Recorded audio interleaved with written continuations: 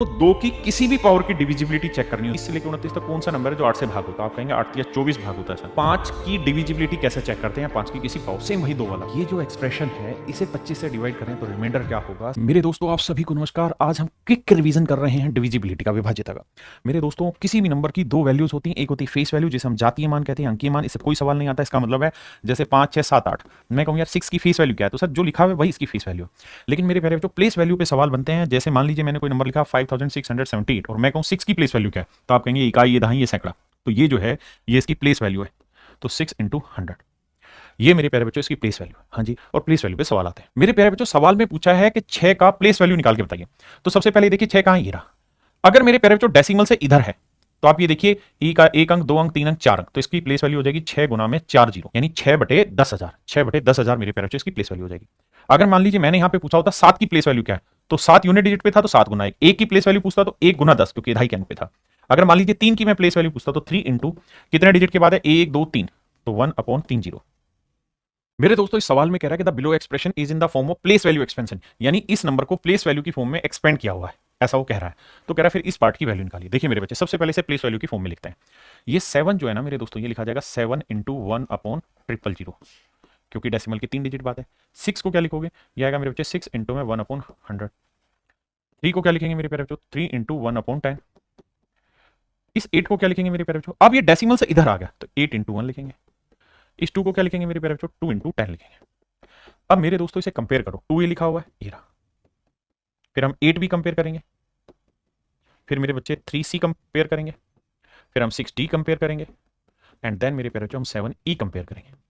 अब बड़े ध्यान से मेरी बात समझना, जब आप इसे कंपेयर करोगे तो E की वैल्यू आई 1/1000, E की वैल्यू आई 1/1000, E की वैल्यू 1/1000, और E की वैल्यू 1/1000 का मतलब हुआ मेरे दोस्तों क्या, 0.001। ये हुआ मेरे प्यारे बच्चों 1/1000 का मतलब। हाँ जी, अब हमसे पूछ रहा है कि इन्हें जोड़ो, तो पहले A लिखो। A की वैल्यू कितनी मेरे बच्चे कंपेयर करोगे तो 10 लिखा जी। फिर 5 भी लो, B की वैल्यू कंपेयर कर रहे हो तो क्या आ रही है 1, तो 1 को 5 से मल्टीप्लाई किया 5। फिर 9C लो मेरे बच्चे। तो अब जरा ध्यान देना, यहां से कंपेयर करते हैं। सी की वैल्यू क्या, 3 से 3 गया तो सी की वैल्यू आई 1/10, तो मेरे को चाहिए 9C, तो 9 इंटू 1/10, तो ये आया 9/10, और 9/10 का मतलब बना मेरे बच्चे 0.9। 0.9। इसके बाद है मेरे बच्चे 6 से 6 गया तो डी की वैल्यू आई 1/100, और डी की वैल्यू 1/100 का मतलब है, डी की वैल्यू 1/100 मतलब 2 जीरो है नीचे। अब मुझे यहाँ क्या चाहिए, 8D, तो 8 से गुना करोगे तो 8/100 मतलब 0.08, और लास्ट में मुझे सिर्फ ई चाहिए, और ई को कंपेयर करोगे तो 1/1000, इसकी वैल्यू आई 0.001। अब हमें जोड़ना है और हमारा आंसर निकल के आ जाएगा। तो मेरे दोस्तों ऐड करोगे तो 1, 8, 9, 5, 1, तो 15.981। मेरे दोस्तों दो की किसी भी पावर की डिविजिबिलिटी चेक करनी हो, 2 की पावर 1 चेक करनी हो, तो आखिरी एक डिजिट देखना है क्या 2 से भाग हो रहा है। अगर हमें 4 को चेक करना है, यानी 2 को चेक करना है, तो उस नंबर के आखिरी 2 डिजिट देखना है 4 से डिवाइड हो रहे हैं या नहीं। अगर 8 को भाग देना है तो यानी 2 तो मेरे बच्चे लास्ट 3 अंक हमें चेक करने हैं 8 से भाग होगा या नहीं। इसी तरीके से मेरे प्यारे बच्चों अगर किसी क्वेश्चन में 2n है तो इसकी डिविजिबिलिटी होगी लास्ट के n डिजिट चेक करके देखो 2 की पावर n से डिवाइड हो रहे हैं या नहीं। मेरे दोस्तों एक सवाल है कि इसे 8 से डिवाइड करें तो n की क्या वैल्यू होनी चाहिए। तो 8 से डिवाइड करोगे मेरे बच्चे तो 5, 8n है, तो ध्यान देना 5, 8n को 8 से डिवाइड करना है। बहुत सोच समझ के काम करना। सबसे पहले 8 से भाग देंगे मन ही मन में, 8 7 56, बचा कितना 2, उतारा n। तो अब 8 का ऐसा पहाड़ा पढ़िए जो 20 से लेके 29 तक आता है, और जो 8 के पहाड़े में आता है, यानी 20 से लेके 29 तक कौन सा नंबर है जो 8 से भाग होता है। आप कहेंगे 8 या 24 भाग होता है सर, तो n की वैल्यू मेरे दोस्तों क्या होगी 4। मेरे बच्चों सवाल में पूछ रहा है कि इसे 4 से डिवाइड करें तो बताइए एक्स वाई के कितने पेयर पॉसिबल होंगे। तो मेरे दोस्तों 4 से भाग देना है तो 4 होता है 2 की पावर 2, यानी आखिरी 2 अंक, मतलब लास्ट 2 डिजिट जो है ये मेरे प्यारे बच्चों मेरे किससे डिवाइड होनी चाहिए, 4 से डिवाइड होनी चाहिए। अब आखिरी दोनों संख्याएं 4 से भाग होनी चाहिए, तो क्या क्या संभव है, 0 0 संभव है, 0 4 संभव है, 0 8 संभव है, 12 संभव है, 16 संभव है, और मेरे दोस्तों आखिरी नंबर कौन सा है जो संभव होगा। आखिरी में जाएगा 99, क्या 99 4 से डिवाइड होगा, नहीं होगा सर।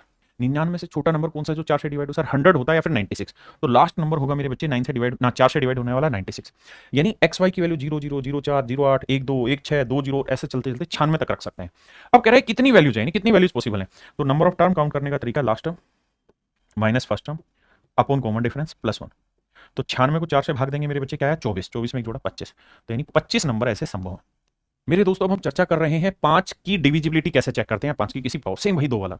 कि आखिरी एक अंक अगर 5 से डिवाइड हो गया तो समझिए मेरे प्यारे बच्चों नंबर भी 5 से भाग होगा। 25 से कोई नंबर चेक करें, यानी 5 की पावर 2 मतलब आखिरी दो अंक अगर 5 से 25 से भाग हो गए तो समझो संख्या भी 25 से भाग हो जाएगी। ऐसे ही मेरे प्यारे बच्चों 5 की पावर n की फॉर्म में कोई भी नंबर हो तो अगर आखिरी n अंक 5 की पावर n से भाग हो गए तो समझो संख्या भी 5 की पावर n से भाग हो जाएगी। मेरे दोस्तों सवाल ये है कि ये जो एक्सप्रेशन है इसे 25 से डिवाइड करें तो रिमाइंडर क्या होगा। साथ में ये भी कह रहा है कि x ऐसा नंबर है जो 25 से भाग हो रहा है। तो मेरे बच्चे अगर x 25 से भाग हो रहा है तो जब 25 से इसे डिवाइड करोगे तो मेरे बच्चे यहां से रिमाइंडर 3 बचेगा, यहां रिमाइंडर 6 बचेगा और यहां रिमाइंडर 1 बचेगा। इन्हें गुना कर लेते हैं तो 3 6 18 एकम 18, यानी इस एक्सप्रेशन को 25 से डिवाइड करोगे तो शेषफल होगा 18। मेरे दोस्तों इतना बेहतरीन सवाल है, सवाल में कह रहा है कि यार इस नंबर को जब 25 से डिवाइड करें तो ये एग्जैक्ट डिवाइड हो जाता है। तो बताओ x की क्या वैल्यू सबसे बड़ी रखी जा सकती है, the maximum possible value of x। तो मेरे दोस्तों यहां लिखा है 25, 25 क्या होता है 5 की पावर 2, यानी किसी भी नंबर के आखिरी दो अंक, किसी भी नंबर के अगर आखिरी दो अंक मेरे दोस्तों 25 से भाग हो गए तो समझो वो संख्या भी 25 से भाग हो गई।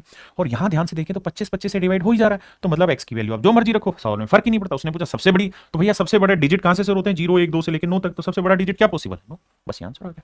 उसने पूछा कि x की मैक्सिमम पॉसिबल वैल्यू क्या है, तो x की आप कोई भी डिजिट रखो लेकिन सबसे बड़ा डिजिट क्या है, 9, तो वो रखिए आंसर। मेरे दोस्तों सवाल में कह रहा है कि 5 डिजिट का एक नंबर है, तो ये बताइए इन डिजिट का इस्तेमाल कर कितने ऐसे नंबर बनाए जा सकते हैं ताकि नंबर 125 से एग्जैक्ट डिवाइड हो। सबसे पहले नंबर ये कि 125 होता है 5 की पावर 3, यानी आखिरी तीन अंक अगर 125 से भागोगे तो समझो नंबर भी 125 से डिवाइड हो। आखिरी तीन अंक क्या क्या हो सकते हैं जो 125 से भागो, 0 0 0 हो सकता है, 1 2 5 हो सकता है, हाँ जी सर, 250 हो सकता है, 375 हो सकता है, 500 हो सकता है, 625 हो सकता है, 750 हो सकता है मेरे दोस्तों, 875 हो सकता है, और उसके बाद फिर 1000 हो सकता है। लेकिन 1000 में मेरे दोस्तों 3 जीरो ऑलरेडी आ चुके हैं, वो आप पहले ले चुके हैं।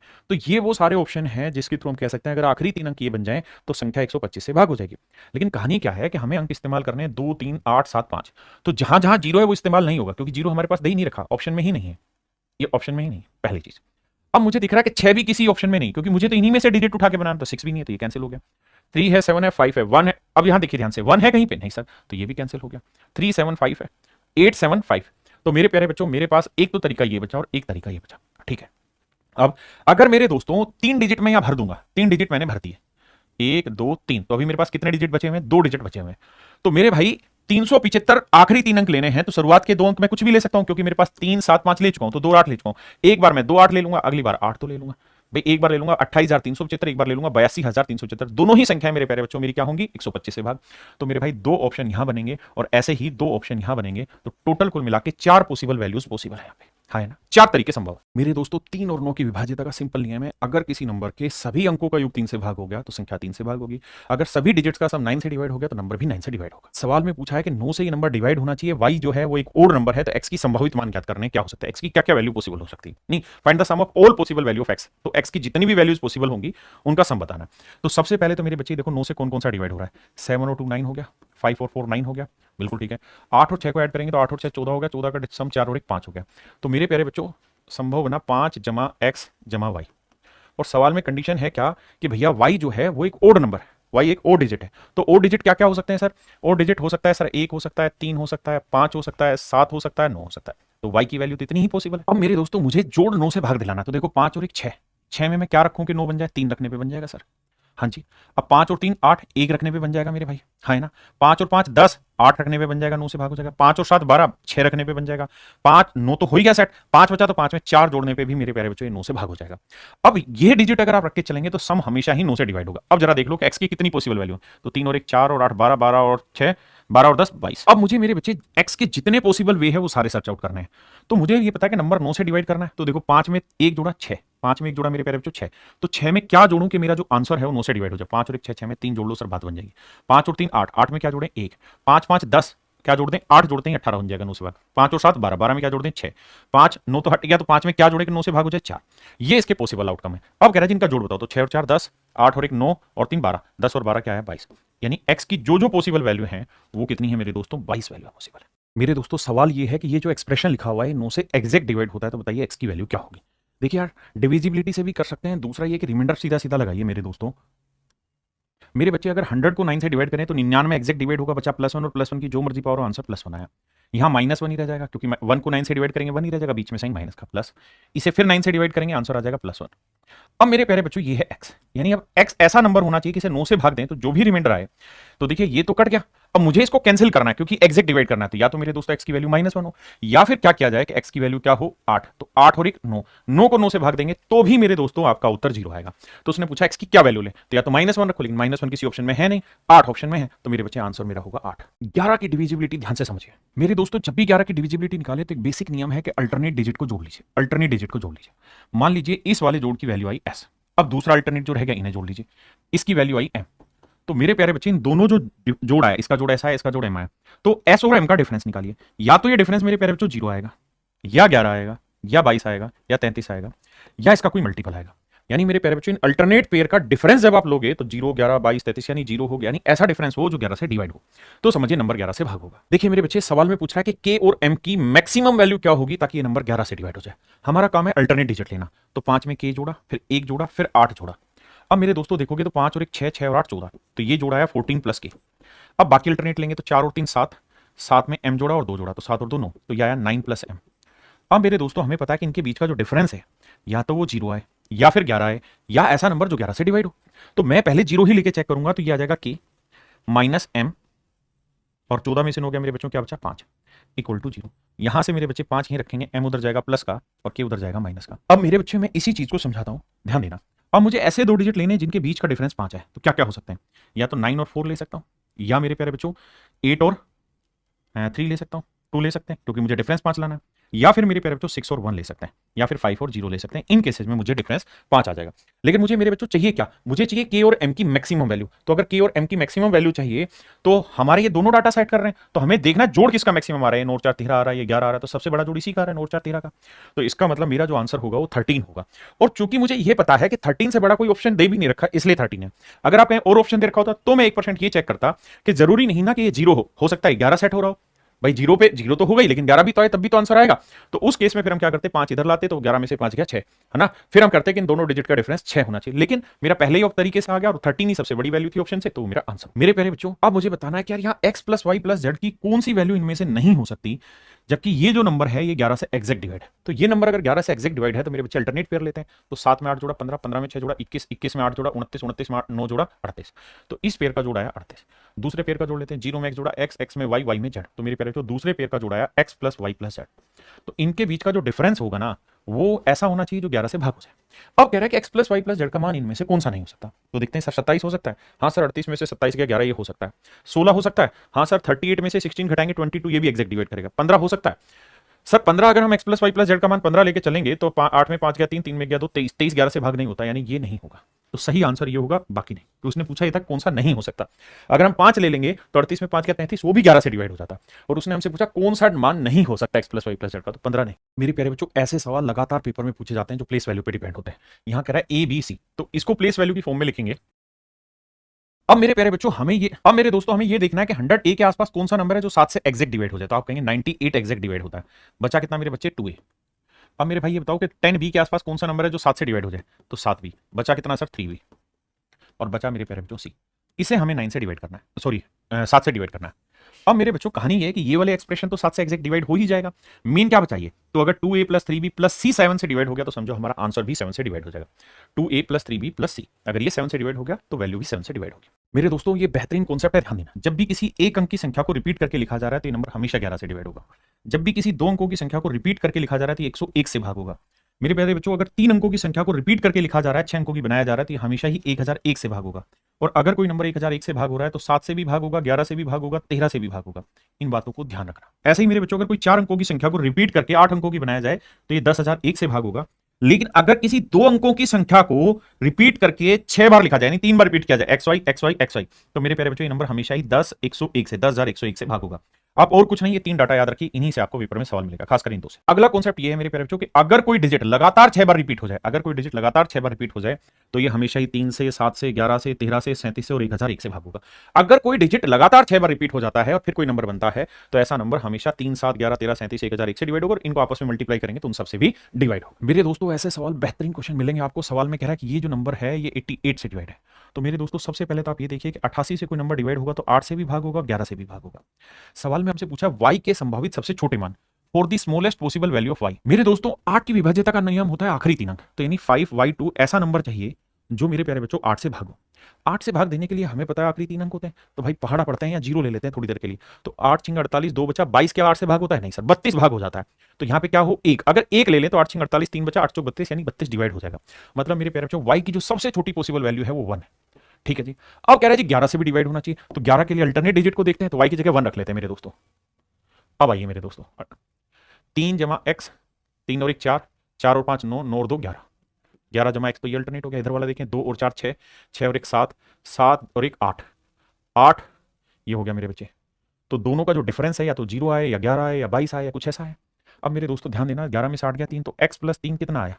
अब ये जो डिफरेंस मतलब x और 3 का जो जोड़ है, ये ऐसा होना चाहिए कि 0 आए, 11 आए, 22 आए, ऐसा कुछ आना चाहिए। लेकिन मजे की बात ये है कि 0 तो आ नहीं सकता, तो क्या ले सकते हैं? 8 ले लें इसकी जगह, तो 8 और 3 क्या हो जाएगा? 11 सेटिस्फाई कर रहा था। x की वैल्यू 8 आ गई, रखते हैं। 8 को 4 से गुना किया 32, और y की वैल्यू 1 है, तो 32 में 1 गया 31। मेरे बच्चे ऑप्शन सी मेरा आंसर। मेरे दोस्तों ध्यान दीजिए, सवाल में कह रहा है कि 5 3 5 और यहाँ है a b। ये जो नंबर है ये 3 से भी डिवाइड होता हो, 7 से भी डिवाइड होता हो, 11 से भी डिवाइड होता हो। मेरे प्यारे बच्चों एक तरीका है कि हम एलसीएम ले और उससे सोल्व कर लें, या 3 की डिविजिबिलिटी अलग चेक कर लो, 11 की अलग चेक कर लो, 7 की अलग, उतने में आंसर आ जाएगा। जैसे अगर मेरे दोस्त मैं 3 की डिविजिबिलिटी चेक करूं तो अंकों का जोड़ तो 5 5 10 और 3 13, 13 3 और 1 4, 4 को 3 से भाग देंगे 1, तो 1 जमा a जमा b। ये बात समझते हैं ना भाई? देखो 3 से 3 गया, 5 और 5 10, 10 को 3 से भाग देंगे 1 आया। तो 1 प्लस a प्लस b ये ऐसे होने चाहिए कि इनका जो जोड़ हो वो 3 से डिवाइड हो जाए। ठीक है जी। अब 11 लेके चलते हैं। 11 को ध्यान से देखोगे तो अल्टरनेट 5 5 10 जमा b और 3 जमा a घटा दें, तो -3 माइनस बराबर 0 है। भाई अल्टरनेट पेयर का जो डिफरेंस है वो 0 आए, 11 आए, यानी 11 से डिवाइड होने वाला। तो मेरे बच्चों 10 में 3 गया 7, तो ये 7 यहीं रखो, ये माइनस ए इधर ले आओगे प्लस का, और ये b उधर जाएगा माइनस का। मतलब इन दोनों डिजिट का जो डिफरेंस है वो क्या आना चाहिए? 7। तो क्या क्या डिजिट हो सकते हैं सर? एक डिजिट हो सकता है 9 और 2, क्योंकि 9 में से 2 गया 7। एक हो सकता है 8 और 1, बिल्कुल, और तो कोई है नहीं कहानी, क्योंकि डिफरेंस 7 आना है। डिफरेंस क्या आना है मेरे प्यारे बच्चों? 7 आना हो सकता है। हमें डिफरेंस 7 लाना है, तो हम ये कर सकते हैं कि एक ले लेते हैं 7 और एक ले लेते हैं डिफरेंस 0। ये भी तो संभव है। अब मेरे दोस्तों मुझे ये पता चला कि यार a और b की वैल्यू क्या क्या हो सकती है। तो 9 और 2 को जोड़ेंगे तो क्या आएगा? 11, 11 में एक जोड़ा 12, 3 से भाग होगा। 8 और 1 को जोड़ेंगे 9, 9 में एक जोड़ा 10, 3 से भाग होगा नहीं। फिर 7 आया, 7 में 0 जोड़ा 7, 7 और 1 8, 8 3 से भाग होगा नहीं। तो मेरे प्यारे बच्चों भाग ही तब होगा जब a और b की वैल्यू 9 और 2 लें। तो इसका मतलब मेरा नंबर आया 53592। अब अगर सवाल में पूछा होता कि भाई बताओ a और b में रिलेशन, तो आप कहते हैं कि सर a की वैल्यू आ गई 9 और b की वैल्यू आ गई 2, तो 9 का वर्ग 81, b की वैल्यू 4, 9 दूनी 18, जोड़ लेंगे मेरे भाई, मेरा आंसर आएगा 18 में 4 गया 14, 81 और 4 95 मेरा आंसर। मेरे दोस्तों इस सवाल में कह रहा है कि भैया ये नंबर ऐसा है जिसके पहले 2 डिजिट सेम है और आखिरी 2 डिजिट सेम है, बीच का डिजिट डिफरेंट है। कह रहा है जी कि नंबर 44 से भाग होना चाहिए। 44 44 से कोई नंबर तभी डिवाइड होगा जब 4 से भी डिवाइड हो और 11 से भी डिवाइड हो। हाँ जी। तो मेरे दोस्तों अब आप ये देखिए कि जो नंबर है ये 4 से भी डिवाइड होना चाहिए 11 से, तो 4 का नियम है कि आखिरी 2 अंक होने चाहिए। अगर सर हम आखिरी 2 अंक लें जो 4 से डिवाइड हो तो क्या क्या हो सकते हो, और दोनों डिजिट सेम हो, तो 0 0 ले सकते हो, 1 1 नहीं होगा, 2 2 नहीं होगा, 3 3 नहीं होगा, 4 4 ले सकते हो, फिर 8 8 ले सकते हो। यही वो नंबर है जो 4 से भागोगे, और तो कोई है नहीं भाई, क्योंकि दोनों डिजिट सेम है। अब सवाल में ये कह रहा है तो इस फॉर्म के कितने नंबर पॉसिबल है? इस फॉर्म के मेरे प्यारे बच्चों कितने नंबर पॉसिबल है, ये हमारा सवाल। अब मेरे दोस्तों मेरा पहला मन करता है कि मैं 0 0 ले लूं, 0 0 यहां भाई, लेकिन समस्या ये है कि भाई ये 5 अंक की संख्या है और 0 लेने से 5 अंक की संख्या नहीं बनती, तो ये केस कैंसिल हो गया। अब बन सकता है कि यार यहाँ 4 4 ले लो, यहाँ 4 4 और यहाँ कोई नंबर वाई ले लेते हैं, यहाँ 8 8 है, यहाँ वाई ले लेते हैं और ये 8 8। अब हमें साथ में ये भी चेक करना है मेरे दोस्तों कि नंबर जो हो ये 11 से डिवाइड भी हो। तो 11 से डिवाइड होने के लिए नंबर चेक करेंगे भाई, तो देखो अल्टरनेट लेंगे, तो 4 में वाई, फिर 4 और 4 में 4। तो आप ध्यान देंगे तो यहाँ या 4 जमा वाई जमा 4 यानी 8 जमा वाई, और यहाँ या 4 और 4 8। तो मेरे बच्चे डिफरेंस लोगे तो 0 लाया जा सकता है। अगर हम y की वैल्यू 0 लेना, बिल्कुल लिया जा सकता है, तो ये पॉसिबल है। ऐसे यहाँ देखोगे मेरे बच्चे 8 जमा वाई जमा 8 और एक अल्टरनेट ये, तो यहाँ पे भी y पॉसिबल है, यानी y की वैल्यू 0 ले सकते हैं। तो मेरे दोस्तों 2 ही तरीके से नंबर बनाए जा सकते हैं, एक नंबर ये और एक नंबर ये। y की वैल्यू आप 0 ले लो, बन जाएगा, हाँ है ना? तो इसके 2 तरीके हैं।